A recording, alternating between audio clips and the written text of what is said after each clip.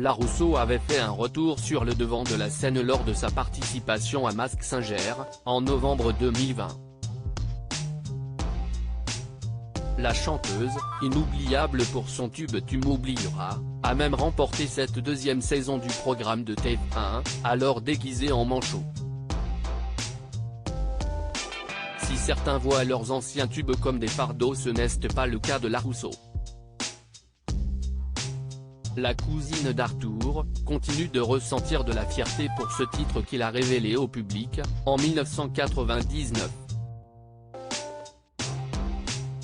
Mais au fait, comment a-t-elle géré le succès après ce tube de l'été toujours culte des années après? Merci maman, confie simplement la Rousseau à Pure People, lors d'un entretien 10 secondes pour. Il faut dire que sa mère a toujours été très présente pour elle. Et à la suite de son succès, elle a pu compter sur son soutien. Si elle a été capable de gérer cela sans péter les plombs, la Rousseau ne regrette rien de cette époque et parle toujours avec fierté de son titre. À la Marseillaise, elle confiait récemment: « J'ai toujours fait en sorte de ne jamais vivre cette chanson comme un fardeau. Je regarde toujours le positif.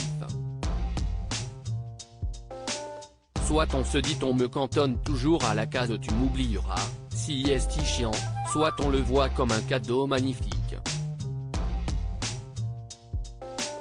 Or, ce n'est pas un fardeau, si est mon cadeau, a-t-elle ajouté, 23 ans après le succès.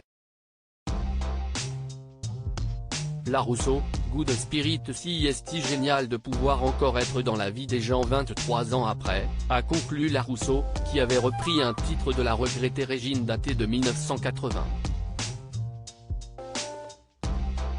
L'artiste n'a d'ailleurs jamais cessé de chanter.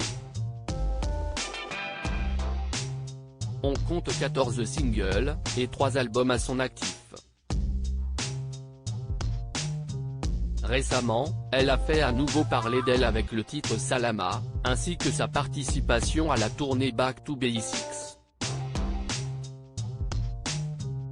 Quant à sa participation à Mask Singer, elle a vécu une très belle aventure. Et confie à Pure People que la plus grande difficulté à chanter sous le costume de manchot n'est autre que de respirer. Si proche de sa mère, la Rousseau entend bien elle aussi devenir maman à son tour. À 42 ans, elle a déjà évoqué à plusieurs reprises, avec pudeur, les difficultés qu'elle rencontre à procréer.